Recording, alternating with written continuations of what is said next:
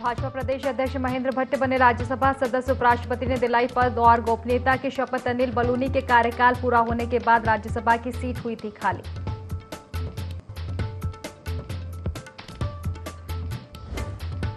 तेलंगाना पहुंचे सीएम पुष्कर सिंह धामी। निजामाबाद से भाजपा प्रत्याशी अरविंद धर्मपुरी के नामांकन कार्यक्रम में हुए शामिल। कहा, तेलंगाना में कमल खिलाने को जनता तैयार।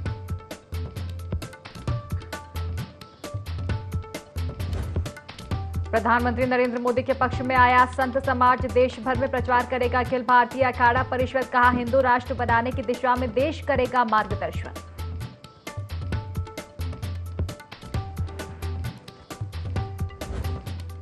चारधाम में ऑनलाइन पूजा की डिमांड बढ़ने से बद्री केदार मंदिर समिति की जमकर कमाई। समिति के खजाने में ऑनलाइन पूजा का आंकड़ा 1 करोड़ रुपए के पार। बीते साल शुरू हुई थी ऑनलाइन पूजा।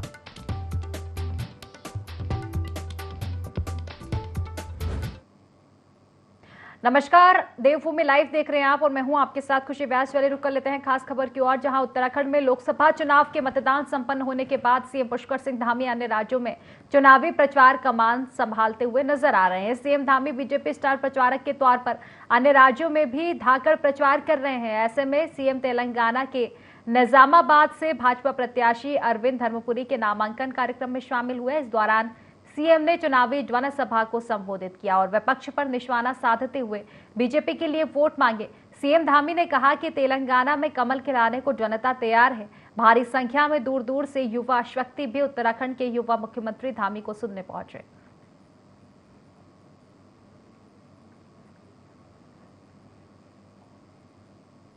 लोकसभा चुनाव के मतदान उत्तराखंड में प्रथम चरण में ही संपन्न हो चुके हैं। वहीं कांग्रेस के मैनिफेस्टो पर भाजपा लगातार आरोप लगाती आ रही है। प्रदेश के मुखिया पुष्कर सिंह धामी ने कांग्रेस के शपथ पत्र पर कड़ा प्रतिरोध किया। मुख्यमंत्री ने आरोप लगाया कि कांग्रेस देश की मेहनत की कमाई को वर्ग विशेष को सौंप देना चाहती है। मुख्यमंत्री धामी ने कहा कि कांग्रेस की सोच हमेशा से विभाजनकारी तुष्टीकरण की रही है। देश में कांग्रेस ने 60 साल में सिर्फ विशेष वर्ग के लोगों के लिए ही कार्य किया। वहीं कांग्रेस के प्रदेश अध्यक्ष करण महारा ने अपने मैनिफेस्टो को लेकर भाजपा पर गलत बयानबाजी करने के आरोप लगाए।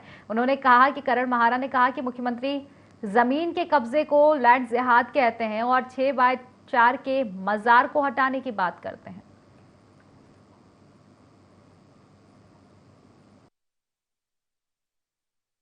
बताएं, हम तो कहते हैं कि जो सीएम जमीनों के कब्जे को लैंड जिहाद कहता हो, 6x4 के मजार को हटाने की बात करता हो, लेकिन देहरादून ही में बीजेपी के पार्षद के द्वारा उठाए गए जमीन के मामले को जो सूचना के अधिकार पर साबित हो गया, उसको आज तक खाली ना करा पाया हो।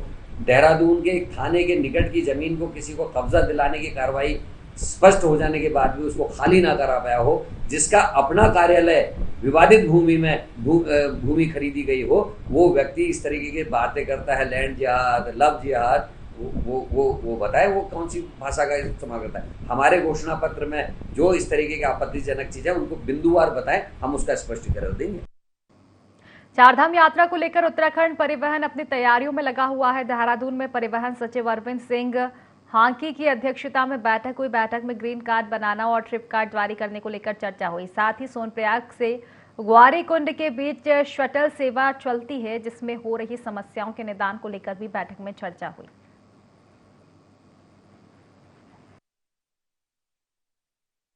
चारधाम में जो हर वर्ष यात्रा में हम लोग जो मुद्दे होते हैं हमारे सामने, वही मुद्दे थे। ग्रीन कार्ड कैसे बनना है, ट्रिप कार्ड किस प्रकार से जारी करना है, जो गाड़ियां जाती हैं उनको चेक करने के लिए चेक पोस्टों पे जो रोकने में समय लगता है, उससे कभी कभी जाम की स्थिति उत्पन्न होती है, तो उससे कैसे निपटा जाए, कैसे ऑटोमेशन और अच्छा कर दिया जाए कि गाड़ी चलती जाए और हम लोग उनको चेक कर लें अपने लैपटॉप के माध्यम से या कंप्यूटर के माध्यम से कि हाँ इसके कागज सही हैं, इसमें ट्रिप कार्ड जारी हुआ है, ग्रीन कार्ड बना हुआ है, सब कुछ दुरुस्त है, तो उनको रोकने की जरूरत न पड़े। इस तरह के मुद्दे थे। परिवहन निगम का सबसे पुराना लोहाघाट डिपो अपनी बदहाली के दौर से गुजर रहा है, जहां लंबे समय से सहायक महाप्रबंधक और फॉरमैन का पद खाली पड़ा है। कर्मियों को कई दिक्कतों का सामना करना पड़ रहा है। परिवहन निगम में रोडवेज कर्मियों ने बताया कि खराब और समय पूरा कर चुकी बसों का मजबूरी में संचालन करना पड़ रहा है, जो आए दिन रास्ते में खराब हो जाती है। इसका असर डिपो की आय पर भी पड़ रहा है। न बसों की मरम्मत हो पा रही है। रोडवेज कर्मियों ने निगम और सरकार से जल्द डिपो को नई बसें देने और खाली पदों को भरने की मांग की है।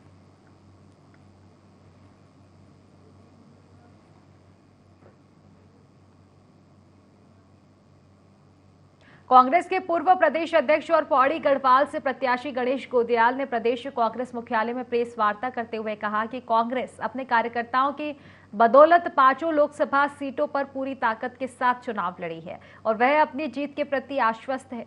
उन्होंने प्रधानमंत्री नरेंद्र मोदी के मंगलसूत्र वाले बयान पर भी जमकर हमला बोला। उन्होंने कहा, इसकी कड़े शब्दों में निंदा करते हुए उन्होंने कहा कि देश में 65 साल कांग्रेस पार्टी ने राज किया है, लेकिन कांग्रेस ने इन 65 सालों में आम जनता को इस लायक बनाया कि वह अपनी मंगेतर या धर्मपत्नी के लिए मंगलसूत्र बना सके।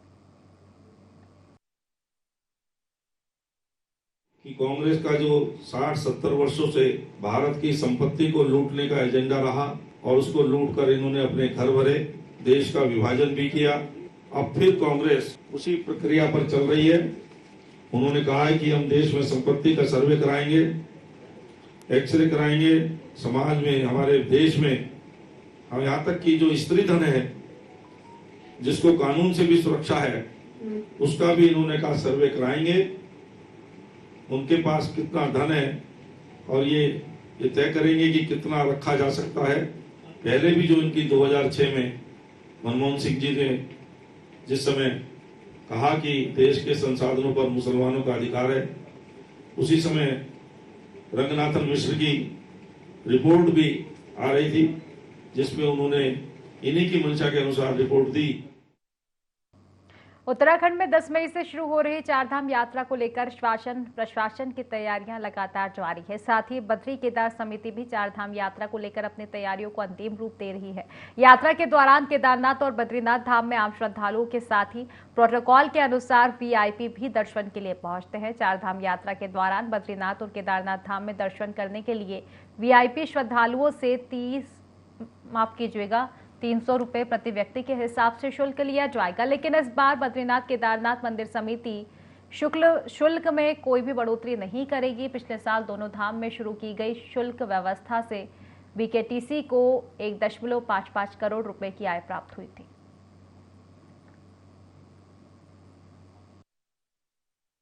होने से बद्रीनाथ केदारनाथ मंदिर समिति ने अपने 4 अध्ययन दल देश के विभिन्न मंदिरों में भेजे थे, जिन्होंने वहां की जो व्यवस्थाएं थी उनका अध्ययन किया था। उस अध्ययन दल ने फिर हमको कुछ संस्तुतियां दी थी। उसमें एक संस्तुति ये थी कि जो भी केदारनाथ जी और बद्रीनाथ जी में जो भी विशिष्ट और अति विशिष्ट श्रद्धालु आते हैं, उनसे एक न्यूनतम एक शुल्क निर्धारित किया जाना चाहिए, क्योंकि सभी मंदिरों में इस प्रकार की व्यवस्थाएं हैं। और आप जानते हैं कि बद्रीनाथ जी और केदारनाथ जी में बड़ी भारी संख्या में वीआईपी और वीवीआईपी श्रद्धालु आते रहते हैं। उनके मंदिर समिति उनको प्राथमिकता के आधार पर दर्शन कराती है, उनको प्रसाद इत्यादि भी वितरित करती है, लेकिन पूर्व में उनसे किसी प्रकार का कोई शुल्क नहीं लिया जाता था। तो गत वर्ष हमने ये व्यवस्था प्रारंभ करी थी। इसका अच्छे परिणाम सामने आए और इस वर्ष भी हम इस व्यवस्था को, उसमें कुछ जो आवश्यक, जहां पर संशोधन की आवश्यकता होगी, संशोधन करके हम इसको लागू। चंपावत जिले के दिधौरी क्षेत्र में शादी समारोह में आए हुए एक युवक की लधिया नदी में डूबने से मौत हो गई। युवक की मौत से परिवार में कोहराम मचा हुआ है। स्थानीय लोगों की सूचना के बाद मौके पर पुलिस पहुंची। बीते 6 माह में आपको बता दें कि पाल बिलौन क्षेत्र में डूबने से यह तीसरी मौत है। सुबह जिले में दूरस्थ ग्राम पंचायत बूढ़म से दुधौरी अपने रिश्तेदार के घर शादी समारोह में आए हुए अर्जुन सिंह पैदल चलने के दौरान पहाड़ी से उनका पैर फिसल गया, जिससे नीचे लघिया नदी में बने तालाब में वे गिर गए और उनकी डूबने से मौत हो गई।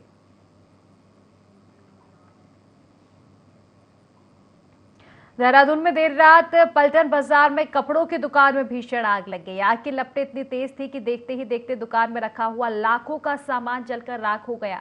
स्थानीय लोगों ने इसकी सूचना दमकल विभाग को दी। वहीं दमकल विभाग की 2 गाड़ियों ने काफी मशक्कत के बाद आग पर काबू पाया। फिलहाल आग लगने का कारण अज्ञात है।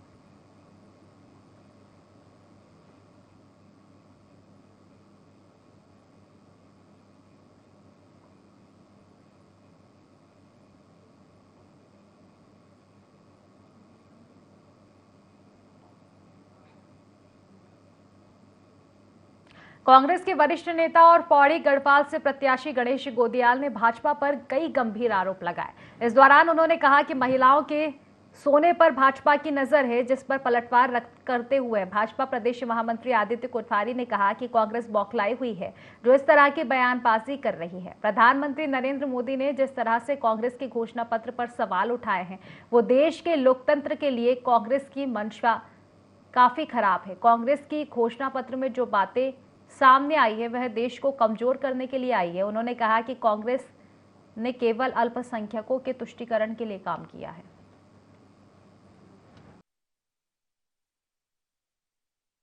लोकतंत्र के लिए जो कांग्रेस की मंशा है वो बहुत ही खतरनाक है। उनके घोषणा पत्र में जो बातें सामने आई हैं वो इस देश को विभाजन करने के लिए हैं, इस देश को कमज़ोर करने के लिए हैं और समाज के एक वर्ग विशेष को लुभाने के लिए है।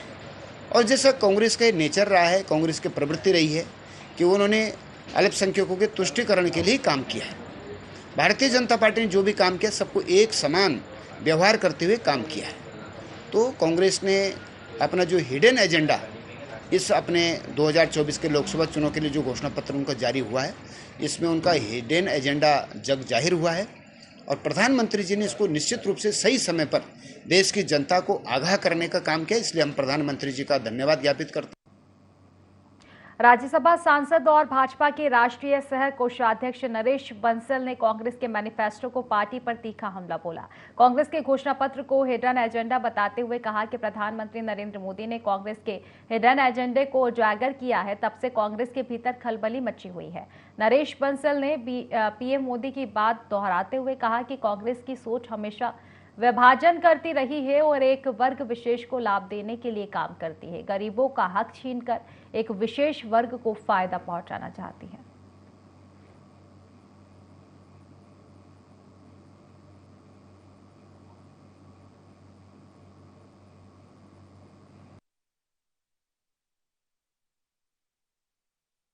कि कांग्रेस का जो 60-70 वर्षों से भारत की संपत्ति को लूटने का एजेंडा रहा और उसको लूट कर इन्होंने अपने घर भरे, देश का विभाजन भी किया। अब फिर कांग्रेस उसी प्रक्रिया पर चल रही है।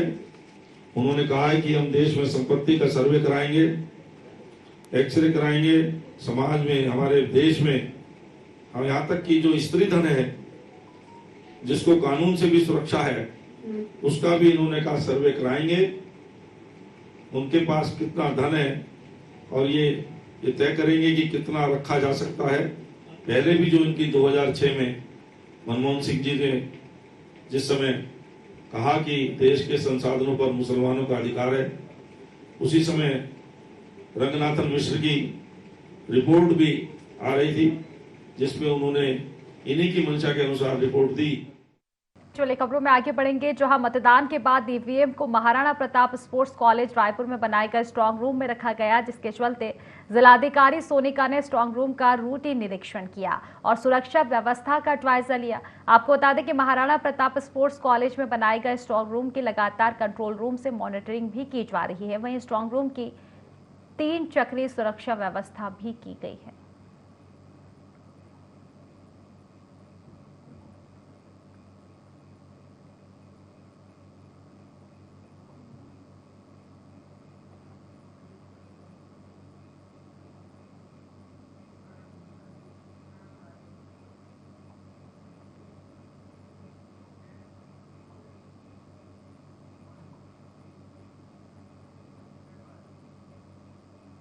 उत्तराखंड की 5 लोकसभा सीटों पर मतदान होने के बाद अब उत्तराखंड से कई वरिष्ठ नेता अन्य राज्यों में होने वाले लोकसभा चुनाव के चलते प्रचार प्रसार में शामिल होंगे।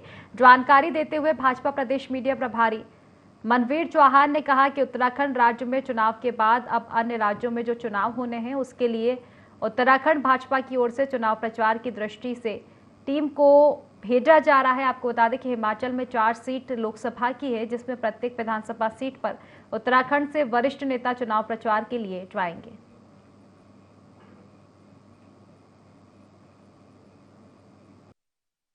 राज्य में प्रथम चरण के चुनाव में 5 सीटों पर चुनाव हो चुके हैं और अन्य राज्यों में अन्य चरणों में जो चुनाव होने उसके लिए उत्तराखंड बीजेपी से अन्य राज्यों में चुनाव प्रबंधन की दृष्टि से और चुनाव प्रचार की दृष्टि से एक टीम को भेजा जा रहा है।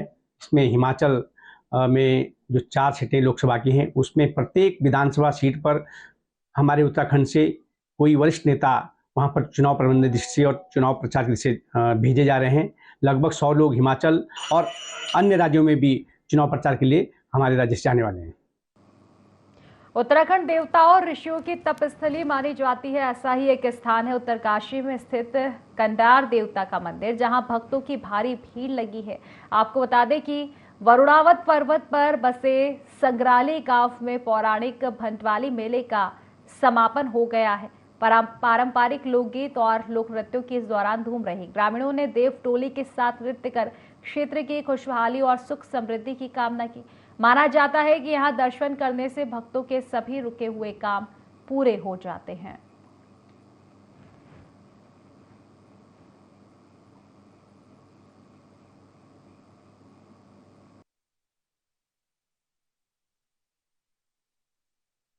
तमाम क्षेत्रवासी निकट जितने भी हमारे यहाँ पे आसपास की पूरी बारात पट्टी के जो गाँव हैं, उसमें सभी लोग आते हैं और दीक्षा ध्यानी जो हमारी हैं, जो हमारे गाँव की बेटी बारियाँ हैं, वो आती हैं और यहाँ पे बढ़िया रासू तांडी लगता है, देवता की डोली चढ़ाई जाती है। उसके बाद भगवान कंडार देवता जो है मेले समापन होने के बाद अपने कोठार में 3 दिन के लिए विश्राम में चले जाते हैं। और इसी के बाद यहाँ पे पूरे जो क्षेत्र में हमारे बैसाखी मेले हैं, उसका आज यहाँ पे समापन है और आसपास के जितने गांव में भी मेले होते हैं, उसका आज अंतिम दिवस यहाँ पे है, जो कि भगवान कंडार देवता के मेले से समापन होता है। भगवान कंडार देवता की जो भंडानी है, आज उसका शुभारंभ है, अभी थोड़ी देर पहले हुआ। और आज जो है हमारा आराध्य जो कंडार देवता है, वो 3 दिन के लिए जो है अपने विश्राम गृह में जाएंगे। और जितने भी आज तक जो बैसाखी के दिन से और आज तक जितने भी मेले हुए, उनको जो है आज विश्राम दिया। लोहाघाट ब्लॉक के खतेड़ा में चल रहे सतचूली महोत्सव का मां भगवती और महाकाली की भव्य रथ यात्रा निकलने के साथ समापन हो गया है। इससे पहले मंदिर में मुख्य पुजारी दयानंद चिलकोटी ने विशेष पूजा अर्चना की। भगवती भंडार में सभी देव डांगरों की गद्दी लगाई गई, जहां महिलाओं ने देव डांगरों का सिर पूजा और देव स्तुति की। देवताओं ने अवतरित होकर सभी को आशीर्वाद दिया। देवस्थली खतेड़ा में विभिन्न देव डांगरों को देवताओं के वस्त्र पहनाए गए। देवताओं ने अवतरित होकर धूनी की परिक्रमा की। इसके बाद देवस्थली से मां भगवती की डोला यात्रा शुरू हुई। रथ के मंदिर में पहुंचने पर पूरा मंदिर परिसर मां भगवती और मां काली के जयकारों से गूंज उठा।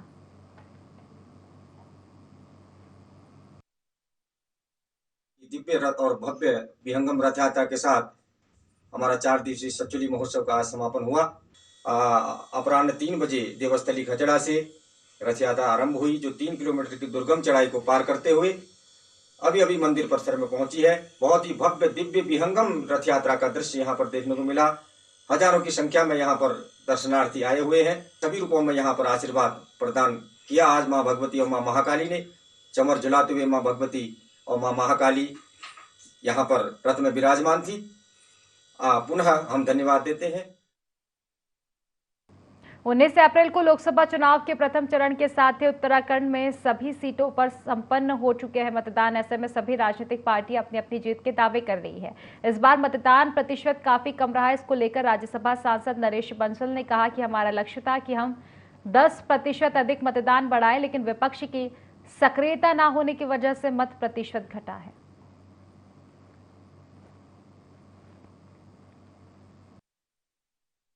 है 4 जून को स्पष्ट हो जाएगा। कई सारे उसके कारण हैं और बहुत कम हुआ ऐसा भी नहीं है, लेकिन कम हुआ है। 4.5% के करीब हमारा उत्तराखंड में कम हुआ है, जो नहीं होना चाहिए थे। हम अपेक्षा कर रहे थे कि लगभग जैसे हमारे प्रयास थे कि हम 10% मतदान बढ़ाएंगे, लेकिन वो नहीं बढ़ा है। तो मुझे लगता है उसमें कहीं ना कहीं विपक्ष की निष्क्रियता, हताशा रही है। इसके कारण से वो मतदान प्रतिशत बढ़ने के बजाय गिरा है। पूर्व कैबिनेट मंत्री और कांग्रेस नेता हरक सिंह रावत के एक बार फिर भाजपा में शामिल होने की चर्चाएं जोरों पर चल रही है। वहीं इस सवाल का जवाब देते हुए पूर्व मुख्यमंत्री हरीश रावत ने भाजपा पर कटाक्ष करते हुए कांग्रेस छोड़ने वाले नेताओं को भी करारा जवाब दिया। उन्होंने सबसे पहले पार्टी छोड़ने वाले नेताओं पर अपनी प्रतिक्रिया देते हुए कहा कि जैसे समुद्र की मौजें होती है और तलछट ज्यादा हो जाता है तो समुद्र उसे बाहर फेंक देता है, इसी तरह कांग्रेस भी एक समुद्र के समान है। इससे भी कुछ तलछट बाहर निकल गए हैं तो इससे कांग्रेस और साफ हो गई है। उन्होंने कहा कि जो बात कांग्रेस कहती आ रही है वही बात अब भाजपा के लोग भी कहने लगे हैं।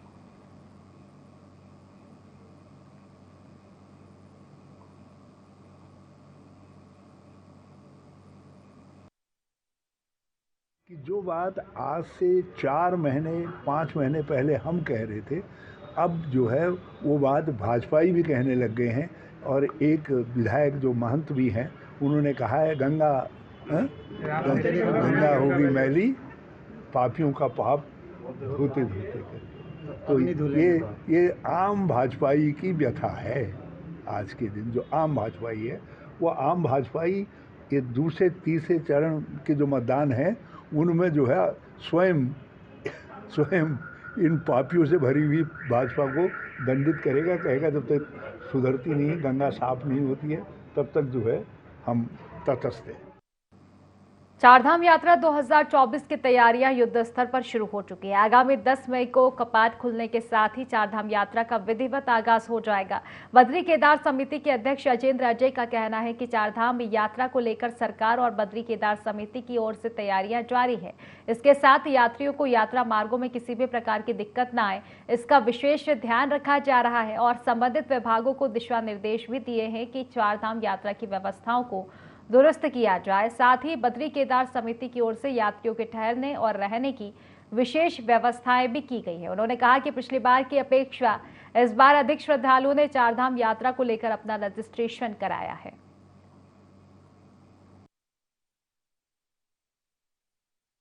लगातार इस बात को महसूस कर रहे थे कि इस वर्ष भी जो चारधाम यात्रा है उसमें बड़ी संख्या में श्रद्धालु तीर्थयात्री हमारे धामों में पहुंचेंगे और हमारे अनुमानों के अनुरूप इस वर्ष अभी जो पर्यटन विभाग द्वारा ऑनलाइन पंजीकरण किया गया है उसमें रिकॉर्ड तोड़ तरीके से श्रद्धालुओं ने पंजीकरण किया है और इन सारे बातों के दृष्टिगत रखते हुए प्रदेश सरकार के स्तर से बद्रीनाथ केदारनाथ मंदिर समिति के स्तर से अपनी जो भी तैयारियां हैं वो उनको अंतिम रूप दे दिया गया है। और पूर्व में माननीय मुख्यमंत्री जी के द्वारा भी सचिवालय में शासन स्तर पर जो विभिन्न विभाग हैं, एजेंसियां हैं, उनके उच्च अधिकारियों की बैठक ली गई थी। उसमें विभागवार जो विभागों की तैयारियां थी उनकी विस्तृत रूप से उनके द्वारा समीक्षा की गई थी और माननीय मुख्यमंत्री जी द्वारा भी निरंतर मॉनिटरिंग चारधाम यात्रा की जा रही है और हमें उम्मीद है कि इस वर्ष भी हमारी जो चारधाम यात्रा है वो सुगम और सरल तरीके से संपन्न होगी। लोकसभा चुनाव में ग्रामीणों के द्वारा कई बूथों में किए गए चुनाव बहिष्कार को लेकर बीजेपी प्रदेश प्रवक्ता सुरेश जोशी ने बड़ी बात कही है। प्रेस वार्ता में प्रदेश प्रवक्ता सुरेश जोशी ने कहा कि कई बूथों में ग्रामीणों ने चुनाव का बहिष्कार किया है, उसकी वजह से लोकल प्रशासन की एक तरह से पूरी नाकामी है। जनता काफी लंबे समय से प्रशासन के पास अपनी मांगों को लेकर जा रही थी, चाहे वो रोड की मांग को लेकर हो या पानी की या कोई अन्य मांगों को लेकर, लेकिन प्रशासन ने जनता की मांगों को अनदेखा किया। प्रशासन को जनता की मांगों पर कार्रवाई करनी चाहिए थी, इस वजह से लोगों ने चुनाव का बहिष्कार किया।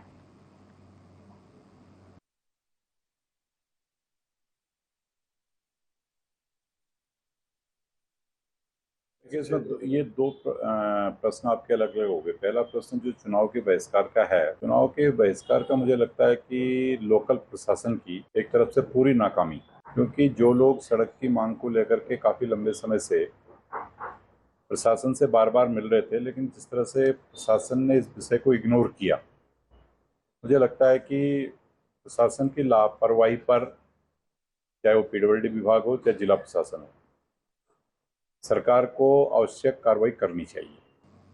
देहरादून में नगर निगम ने संपत्ति कर जमा न करने वाली कंपनियों के खिलाफ एक्शन लिया है। आईटी पार्क स्थित 21 कंपनियों को कर भुगतान के नोटिस भेजे गए हैं। इन कंपनियों पर करीब 7 करोड़ रुपए बकाया था। कर अधीक्षक नगर निगम पूनम रावत ने बताया कि 21 कंपनियों को नोटिस भेजे गए हैं और नगर आयुक्त के आदेशों के बाद आगे की कार्रवाई की जाएगी।